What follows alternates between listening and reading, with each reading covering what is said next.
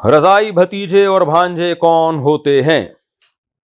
کیا رضائی بہن یا بھائی کی اولاد بھی بھانجے اور بھتیجے شمار ہوں گے یا نہیں؟ زوجہ منصور کرک سے۔